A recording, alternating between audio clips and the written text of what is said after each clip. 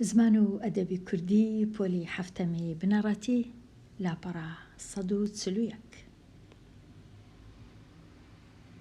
بابەتی شاعیر بەختیار زێوەر. بەختیار زێوەر لە ساڵی 1970 لەدایک بووە و 1952 کۆچی دوایی کردیە.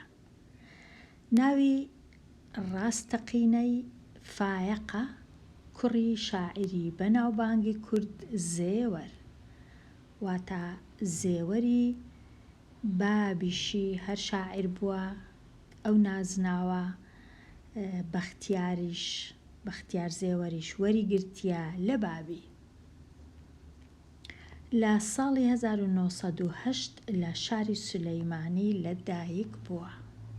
سەرەتا وەکو هەموو منداڵانی ئەو سەردەمە لە حوجرەی مزگەوتدا خوێندوویەتی. پاشان چووەتە قوتابخانە و پۆلی شەشەمی سەرەتایی تەواو کردووە، بووەتە فەرمانبەر. ئەوجا لە ساڵی 1946 کاتێ قوتابخانەی ناوەندی شەوان لە سولێمانی کرایەوە، شاعیر بێ گوێدانە تەمەن و ئەرکی ژیان و پلەی کۆمەڵایەتی و شاعیرانەی بووە بە قوتابی و لە ساڵی 1948 پۆلی سێیەمی تەواو کردووە. مەبەستیان پۆلی سێیەم چییە؟ مەبەستیان پۆلی سێیەمی پۆلی نۆیەم، چونکە قوتابخانەی ناوەندی سێیەمی ناوەندی تەواو کردیە، نەک سێیەمی بنەڕەتی.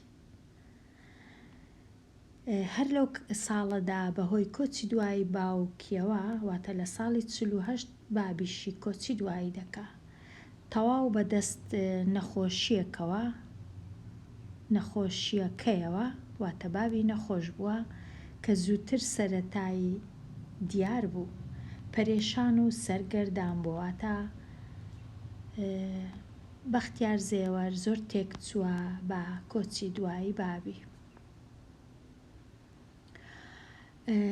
و لە 12 1952 واتە 4 ساڵ پاشی کۆچی دوایی بابی، کۆچی دوایی کردووە بە خۆشی و لە گۆڕستانی گردی جۆگە لە سولەیمانی لە تەنیشت باوکیەوە نێژراوە.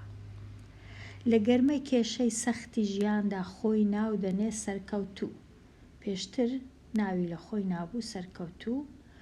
لە کۆڕی نەخۆشی و زامداری و کڵۆڵیدا بەرچاوی تاریک نابێت و هیوای نابڕێت، ئازار بەسەر چاوەی دروستبوونی ژیانی بەختیار و سەرکەوتن دەزانێ. پاشان ناوی خۆی دەنێ بەختیار، واتە یەکەم جار ناوی خۆی نابوو سەرکەوتوو، بەڵام دوایە ناوەکەی گۆڕیا کردیتە بەختیار، بەڵام ناوی ڕاستی خۆی فایەق. و زێوەری بابیشی ناوی عەبدوڵڵایە، کەواتە فایەق عەبدوڵڵا موحەممەد مەلا ڕەسوول. ئەوە بەختیار زێوەری شاعیر کە بابیشی هەر شاعیر بووە بە هەمان نازناو زێوەر. گەر لێرە تەمەشایەکی بکەین، بەختیار زێوەر لە ساڵی 1970 هەتا 1952 واتە تەمەنی تەنیا 44 ساڵ بووە کە کۆچی دوایی کردیە. بەخۆی ناوی فایەق بابیشی عەبدوڵڵا موحەممەد مەلا ڕەسوول لە باشووری کوردستان لە شاری سلێمانی لەدایک بووە بەخۆی و بابیشی. شاری سلێمانی چێ دروستی کردیە؟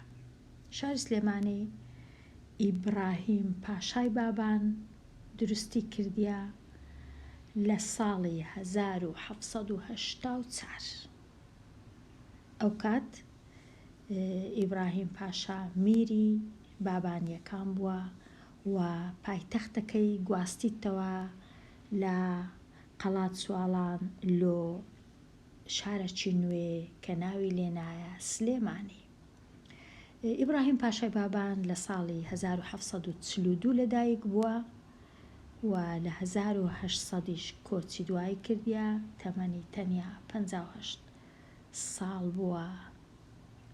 ئەوە دەربارەی شاری سلێمانی.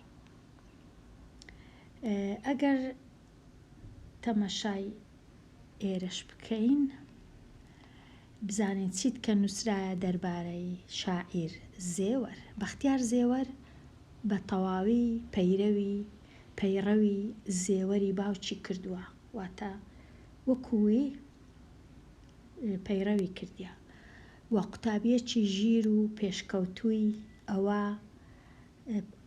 واتە قوتابی باوکی خۆیتی لە پەیڕەوی زانست پەروەری، واتە هەردووچیان زانست پەروەرن، هەردووچیان باوەڕیان بە زانستە بۆ پێشکەوتن. لە ژێرباڵی ڕەشی دواکەوتووی و نەزانی و چەپۆکی داگیرکەردا شاعیری زانست پەروەر خوێندن و فێربوون و زانست بە چەکی ڕزگاربوون دادەنێ. خوێندن، فێربوون، زانست چەکی ڕزگاربوونە لەلایەن هەردوو زێوەری شاعیر. هۆنراوەکانی زیاتر نیشتیمان پەروەری و دڵدارین، لەگەڵ ئەوەشدا خاوەنی کۆمەڵێک سرودی جوان و بەناوبانگە، وەکو چەند شیرینە لام براینە لە خەو هەستن گوێژە و سرودی دیکەش. ئێستا لێرە هۆنراوەی گوڵی سەربەستی. گوڵێک شیرنتر لە خونچەی بەهار.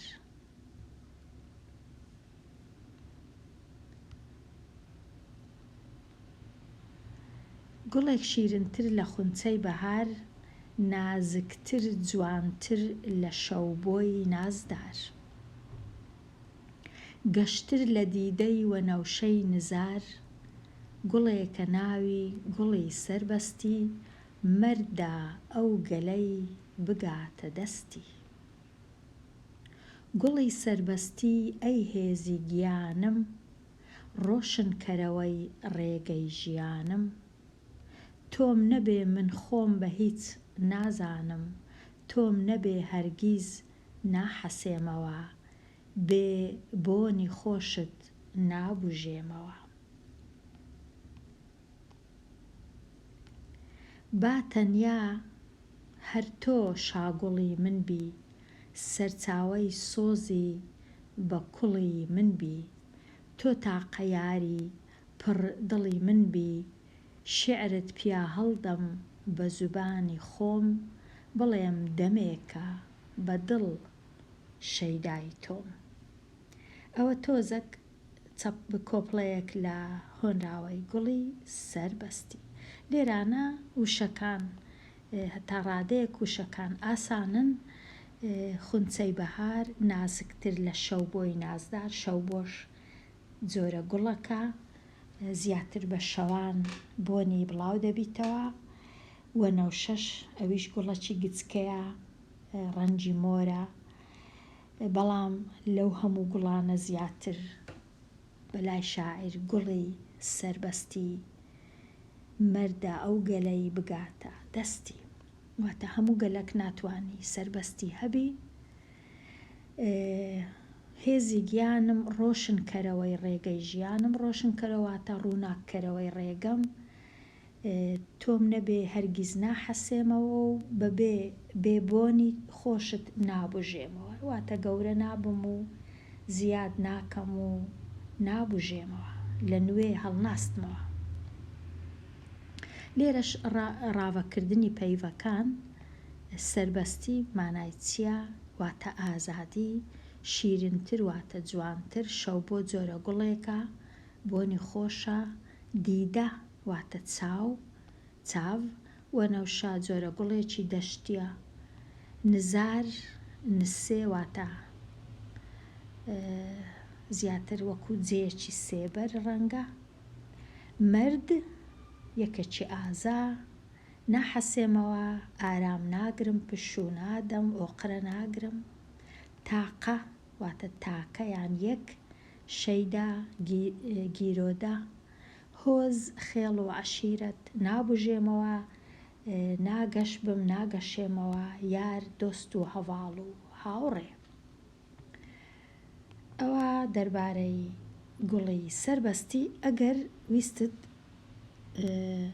زیاتر دەربارەی شێعرەکانی بەختیار زێوەر بخینەوە، لە گوگڵ دەتوانی بگەڕێی لەو ماڵپەڕەکە ناوی ئاڵی کۆک. ئەو ماڵپەڕە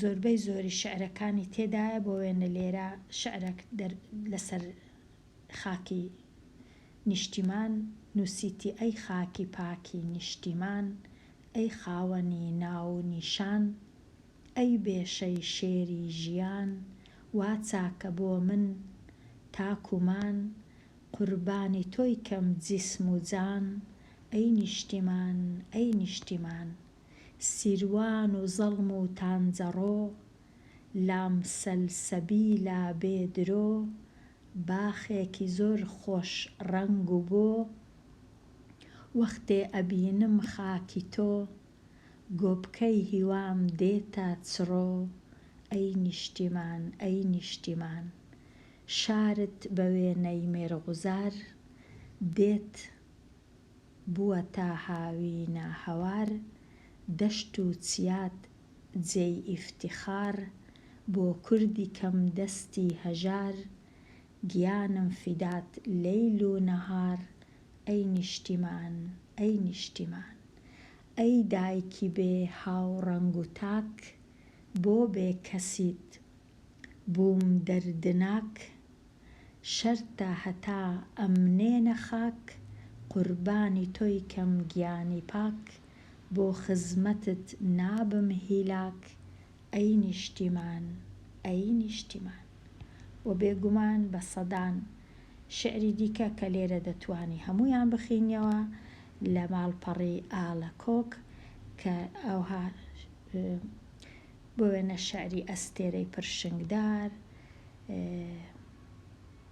ئەوانە تەنیا بە کەیفی خۆت هەڵدەبژێری شێعرەکانی، وە لێرە زۆر زۆر بە جوانی نووسراینە و دەیان خینەوە. پاشان ئەگەر بتەوێ بێگومان چەند زۆرتر بخینەوە، زیاتر دەزانی شێوەی نووسینی بەختیار زێوەر کوو بووە، کو دەبینن وشەکانی زۆر ساکارن، بەڵام زۆر زۆر پڕمانانە و سووکن لە تێگەیشتن. ئەگەر بێت و بەراوردکەی لەگەڵ بۆ وێنە قانێع کە وشەکان تۆزێک قوڕسترن، هەندێکیان وشانە کە بەکار نایەن زۆر لە کاتی ڕۆژانە، بەڵام لێرە شێعرەکانی بەختیار زێوەر هەتا ڕادەیەک بەرچاومان کەتینەوە، هەتا ڕادەیەک سووک و ئاسان و پڕمانانە. کەواتە لێرە دەتوانی هەرچەندە زیاتر بیاخینەوە، باشتر لە شێعر تێبگەی و بتوانی بزانی یەکسەر پارچە شێعرەکەت بە بەرچاوی کەت ئەو پارچە شێعرە هی کام شاعیرە. هۆنراوەی گوڵی سەربەستی لەلایەن مامۆستای نەمر تاهیر تۆفیق گۆرانی بێژ کرایتە گۆرانی. ئەگەر بتەوێت لە یوتیوب دەتوانی بە دوای بگەڕێی.